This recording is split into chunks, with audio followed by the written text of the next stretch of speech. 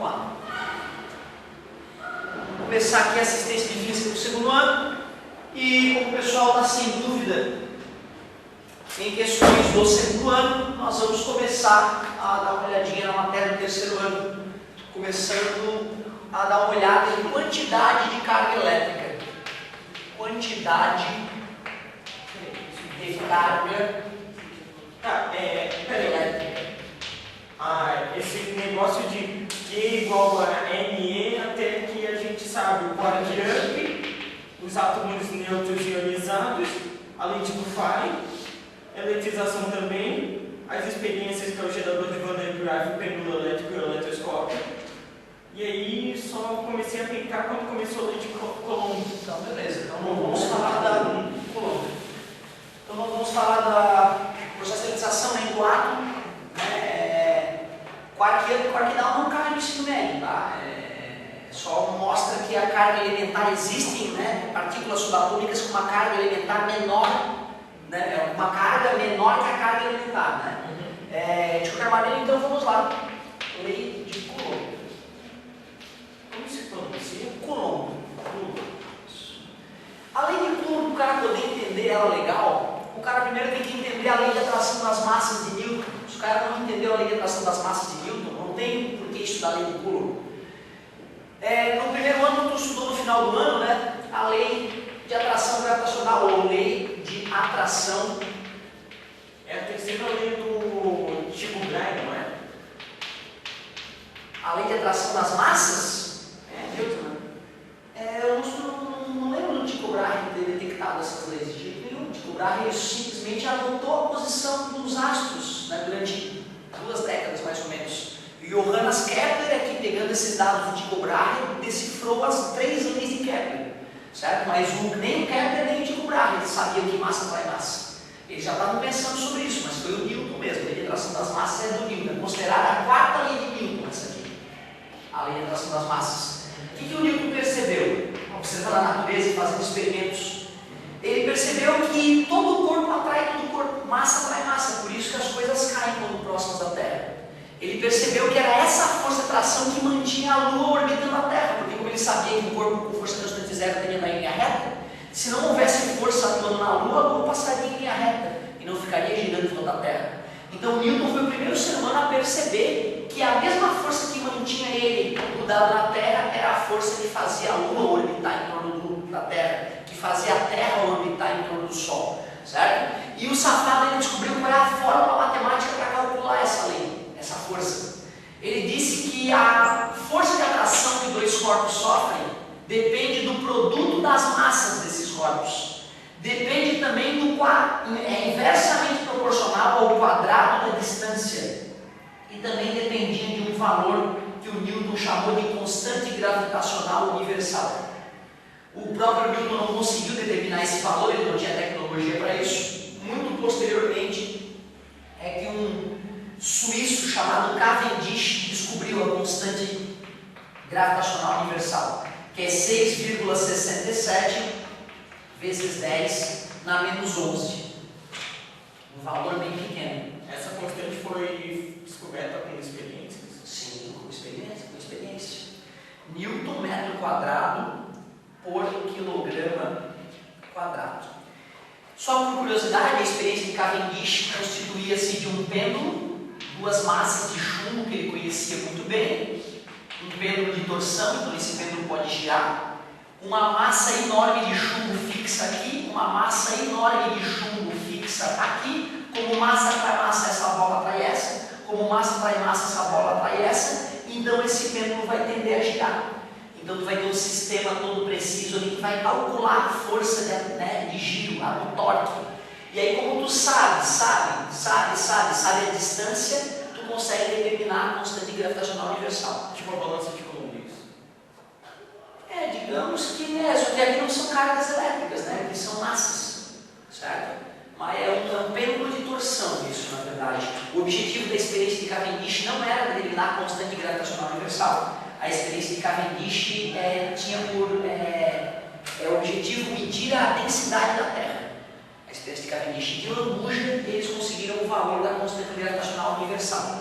Então é bom saber o nome disso, constante gravitacional universal.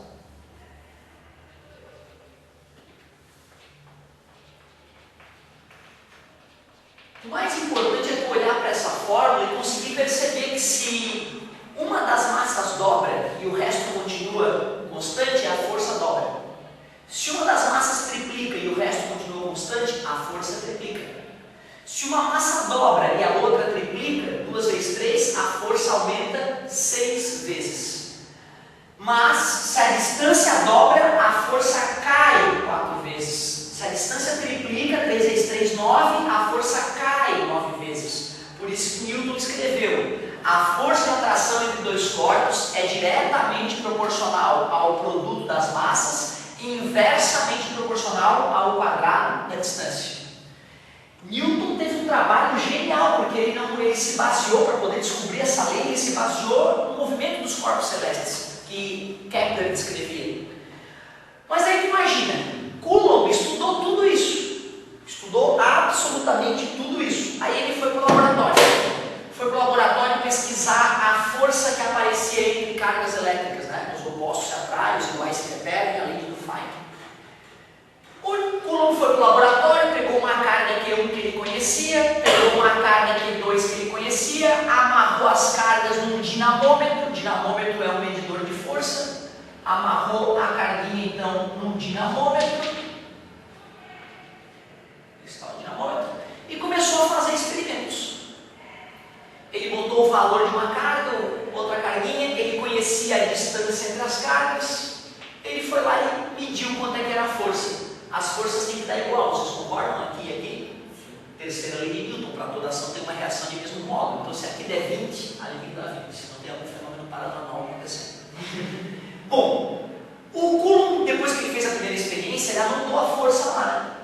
Aí ele foi lá e dobrou essa carga, deixou todo o resto igual. Quando ele dobrou uma carga, ele foi no dinamômetro, olhou o dobro. Oh, legal, sem problema. Aí depois ele foi lá e triplicou essa carga, olhou no dinamômetro o triplo da força. Pô, interessante. Quando ele dobrou essa carga e triplicou essa, 2 vezes 3, 6 vezes mais forte. Ele já começou a ficar nervoso, o coração dele já começou a bater mais acelerado. Quando ele dobrou a distância entre as cargas e percebeu que a força tinha caído 4 vezes.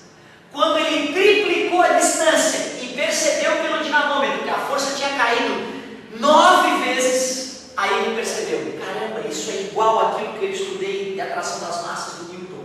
Aí ele simplesmente chamou o G de K, chamou a carga 1, o M de Q, e pronto, aí fica ridículo. Aí tu percebe que o Coulomb, na verdade, simplesmente colou do trabalho que o Newton fez, né? Ele aí parece um mero idiota quando tu vê dessa maneira, né? Gênio esse cara é um gênio. Então não existe a lei de Coulomb. Como? Então, por que a lei de Coulomb? Porque foi o cara que escreveu pela primeira vez.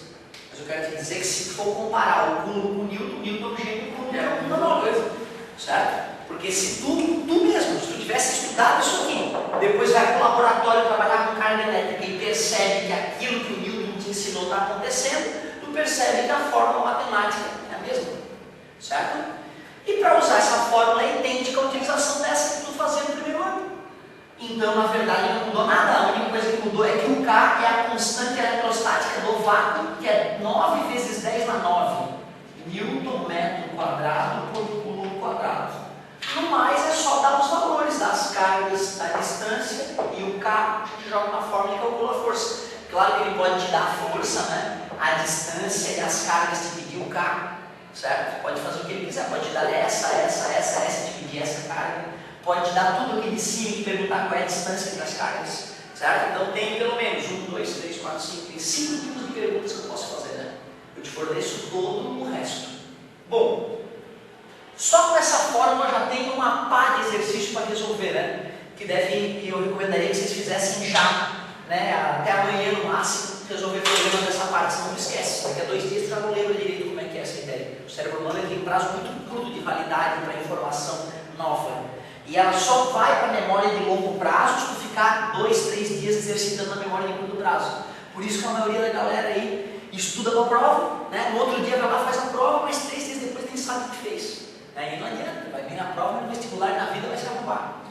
Então, primeira coisa, exercitar essa forma. Tem que exercitar bastante essa forma. Já que é uma força, eu até posso colocar uma setinha ali em cima para lembrar que é uma grandeza vetorial. Mas não é o suficiente. Não é o suficiente, porque pensa comigo, se eu tenho uma carga elétrica positiva fixa ali no lugar, em volta dela tem alguma coisa acontecendo. Porque se eu pego uma outra carga pequenininha, positiva também, e tento aproximar dela, solto a carga positiva, para onde é que ela vai? Solto a carga positiva. E solto a carga positiva. Solto a carga positiva. Então tu vê, eu posso fazer algumas linhas em volta de uma carga positiva que representam a trajetória de uma partícula positiva ou negativa? Positiva. Essas linhas são chamadas de linhas de campo. Linhas de campo ou linhas de força são as linhas que representam a trajetória de uma partícula positiva abandonada próxima de uma carga. Sempre que uma partícula for positiva, as linhas de campo são divergentes ou de afastamento.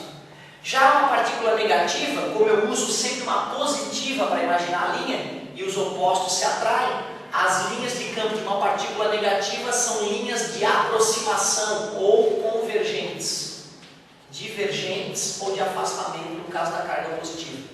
Beleza?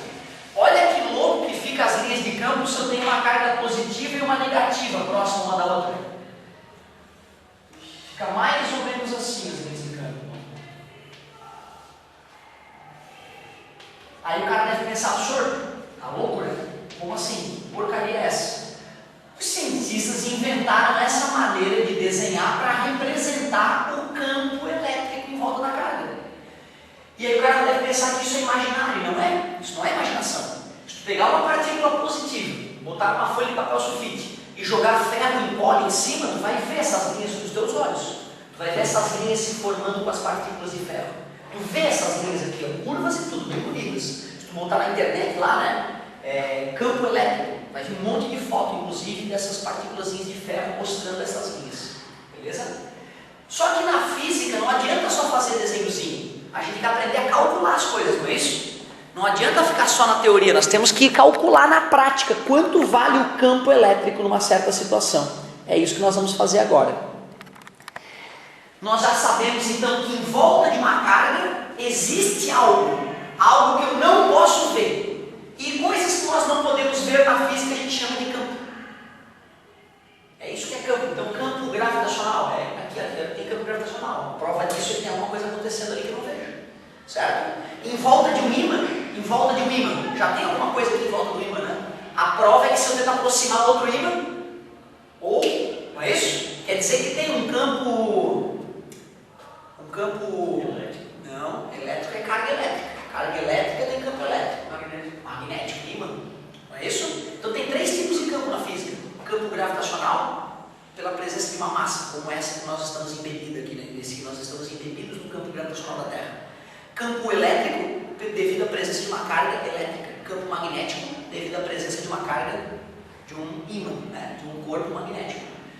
Bom, vamos então tentar entender como é que se mede um campo elétrico. Lembrando que campo elétrico é uma região influenciada pela presença de uma carga elétrica. Beleza? Vamos para o laboratório de novo, não tem jeito. Vou pegar uma carga fixa aqui que eu nem conheço, tesão, pode ser positiva, e vou fazer testes aqui, ó. Por que ali, professor? Porque eu quero. Tenho que definir um ponto para estudar, né? Então eu marco aquela região do laboratório, pode ser uma bancada, né? A mesa do laboratório, fixei uma carga que eu conheço ali e marquei o ponto que eu vou estudar, que é esse ponto aqui. O que eu vou fazer de experimento para entender o que está acontecendo? Eu vou pegar várias cargas de teste, carguinhas que eu conheço, vou colocar a carguinha de teste naquele ponto e vou medir a força, que essa faz nessa, certo? Então, mais uma vez, eu vou precisar de dinamômetro, né? O que o dinamômetro faz mesmo? Mede a força. Na prática, amigo, eu deveria usar a carga de testes de 2 × 10⁻⁶ coulomb para não matar ninguém no laboratório. 0,00002. Mas hoje eu vou arriscar a vida das pessoas no laboratório usando 2 coulombs de carga. 2 coulombs é uma carga assassina. Se esse objeto tiver 2 coulombs de carga, só de me aproximar dele, o raio vai se disparar na minha direção e vai me fritar, me fulminar, me matar na hora. Então, 2 coulombs, 1 coulomb de carga é uma carga assassina. É uma carga altíssima.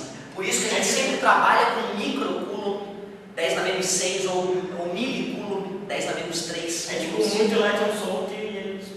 É muita carga, na verdade, depois é que tu vai entender o que está acontecendo. Quando o corpo está carregado, né, existe campo elétrico em volta dele. Se esse campo elétrico é muito forte, o ar pode virar condutor. Por isso que o raio acontece, né? A nuvem está tão carregada que aquela quantidade de ar não isola mais ela. Um raio se dispara dela para o chão. Então o ar vira condutor, né, cara? Então chega uma hora que o ar está tão elétrico, né, que o campo elétrico está tão intenso que o próprio ar produz eletricidade. A borracha pode produzir eletricidade, desde que tu coloque uma voltagem muito grande, beleza? Aí tu rompe a capacidade de isolar a borracha e até ela vai deixar os elétrons atravessar, beleza?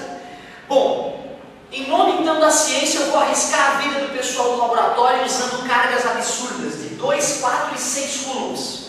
Isso eu só estou fazendo para tu pensar matematicamente com mais facilidade. Vai mudar o raciocínio. Cara, é que dá para conseguir 6 coulombs de carga, né? Precisaria de repente de um capacitor, sei lá, do tamanho dessa sala, para conseguir 2 coulombs, 6 coulombs de carga. É muita carga, por incrível que pareça. Isolado no corpo, né? Na tomada pode passar 10 coulombs de uma hora para outra, certo? Em segundos pode passar 100 coulombs na tomada, de um ponto para o outro, certo? Mas armazenado no corpo é muita carga, beleza? Então é fora da realidade essas cargas que eu estou usando aqui. Mas não vai interferir no raciocínio. O que tu vai entender é o seguinte, ó. Eu fui lá, peguei a carga de 2 coulombs, chamada carga de teste, coloquei no ponto que eu quero estudar e medi a força. Acreditem, deu 40 newtons de força. Tudo bem?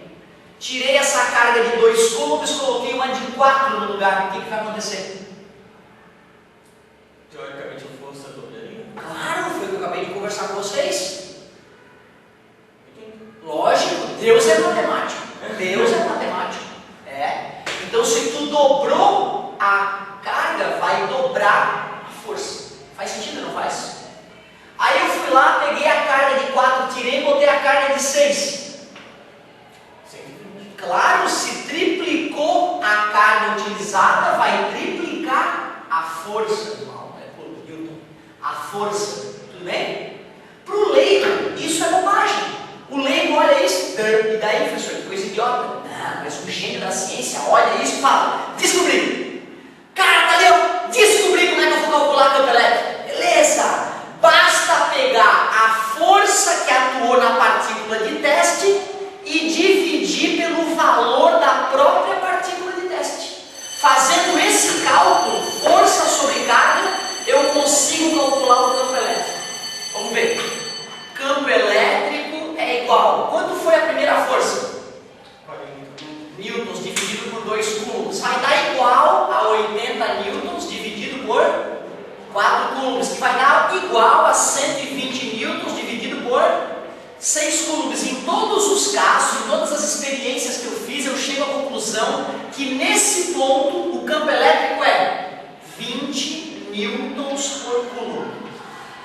O que significa dizer que naquele ponto tem um campo elétrico de 20 newtons por coulomb? Que cada coulomb colocado ali recebe 20 newtons de força.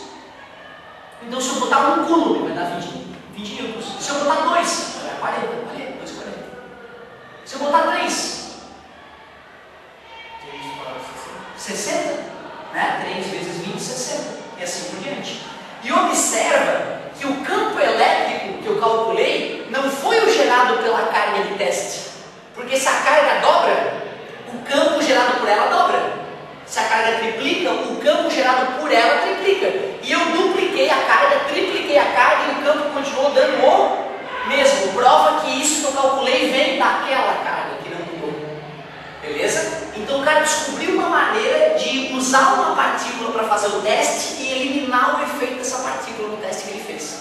Por isso que tu mede a na partícula e divide pela própria carga da partícula. Foi assim que nasceu a ideia de campo elétrico. Assim que nasceu a ideia de campo elétrico. Mas tu viu que eu botei uma setinha ali, né? Para mostrar que assim como força, campo elétrico é uma grandeza vetorial. E aí a gente usa aquela relação ali para desenhar a seta. Se é uma carga positiva, a seta aponta para fora. Se é uma carga negativa, a seta aponta para dentro. Nesse caso, o campo elétrico ali eu poderia representar, né, apontando para fora. Esse é o campo elétrico. Qual é o valor desse campo elétrico? 20 mil por coulomb. Só com essa fórmula já dá para resolver uma porrada de questão. Quais são as perguntas que podem aparecer nessa fórmula? Qual é o campo elétrico? Ele te fornece a força e a carga. Qual é a outra pergunta? Qual é a força? Aí ele te fornece o campo elétrico e a carga. Parabéns, garoto. E a última pergunta? Qual é a carga para um campo tal que aplicou força tal? Concorda comigo? Quando tu olha uma equação e já começa na tua cabeça projetar as perguntas que podem ser feitas, tu já está estudando as questões que vão cair. Já está te preparando, porra, pode acontecer isso e aquilo. Temos duas fórmulas já, né, de eletrostática. Duas fórmulas já de eletrostática. Mas não acabou ainda. Tu concorda que agora tem campo elétrico nessa sala? Tem aparelhos elétricos, dispositivos elétricos à nossa volta. Desses dispositivos tem carga, e a presença de uma carga gera em volta dela um campo. Será que veio algum técnico do governo aqui, fez essa experiência para calcular o campo elétrico aqui dentro e saber que nós estamos a salvo? Não, né? Então deve ter uma outra maneira de calcular o campo elétrico sem ser experimental. Deve ter uma maneira teórica de calcular o campo elétrico, né? Que é que eu vou mostrar na sequência. Fica à vontade. O campo elétrico ele é limitado ou ilimitado? Ele é limitado. Interessante. Olha, amigo, se tu for olhar para a fórmula do campo elétrico que vai nascer já na sequência, tu vai perceber que ele, quando está muito longe, ele tende a zero. Ele tende a zero, mas matematicamente, mesmo lá na PQP, tu vai ter um valorzinho irrisório, né? De qualquer maneira, essa pergunta é uma pergunta muito perigosa, cara. Muito perigosa. Matematicamente ele é ilimitado, né? Mas na prática a gente sabe que após uma certa distância ele é praticamente nulo. Eu lembro que eu vi, estava escrito na mochila que eu estava usando, quando a distância é infinita, ele é zero. Isso, exatamente. É bem isso mesmo. Tá? É bem isso. Então é a mesma coisa com a força. Ó. Essa força entre duas cargas elétricas só vai dar zero se uma das cargas for zero. E aí não tem carga, não faz sentido, né? Ou então a distância for infinitamente grande. Dividir por um número infinitamente grande dá zero. Certo? Concorda comigo? Sim, uma coisa. Se eu tenho uma carga zero, mas mesmo assim ela vai polarizar. Sim. Logo a força não pode ser zero. Sim, mas aí é que tá, olha só, quando a gente usa essa fórmula, a gente está considerando que essas cargas são cargas pontuais, que elas têm o tamanho de um ponto, certo? Ou seja, corpos grandes, a gente teria que fazer um estudo bem mais complexo. Seria tipo, se eu tivesse um corpo assim, eu dividiria ele na parte positiva e a parte negativa, pegaria o ponto que é a parte assim, onde as partículas estão, exatamente. E como eles estão mais longe do outro, a força aqui. Mas não te preocupa com isso, porque assim, é importante saber que existe né, a eletrização. Na verdade, a gente chama isso de indução. Existe a indução eletromagnética, elétrica, as cargas se separam em positivo e negativo, e por isso que os corpos neutros são sempre atraídos por corpos positivos ou negativos, que faz, certo? Porque ocorre a indução dentro do corpo. Mas na hora de aplicar a lei de Coulomb, a gente sempre considera que os corpos são pontuais. Ou seja, a gente sempre considera que a carga estaria no centro deles, mesmo que ela esteja espalhada por fora. Beleza? Boa pergunta. Mas vamos dar o pulo mais importante. O pulo mais importante para entender um pouquinho melhor o campo elétrico vai acontecer agora, onde eu vou usar as duas equações que eu acabei de te demonstrar para fabricar a terceira e última equação mais importante sobre campo elétrico. Vamos usar ela. Então vamos voltar um pouquinho para cá e vamos ver o seguinte. Para a gente não ficar dependente desse tipo de experimento que eu descrevi agora há pouco, para a gente poder calcular o campo elétrico sem nem mesmo ter ido ao lugar onde a situação está acontecendo, nós vamos fazer o seguinte. Eu vou pegar a definição de campo elétrico. E qual é a definição de campo elétrico? Força atuando na partícula de teste dividido pela própria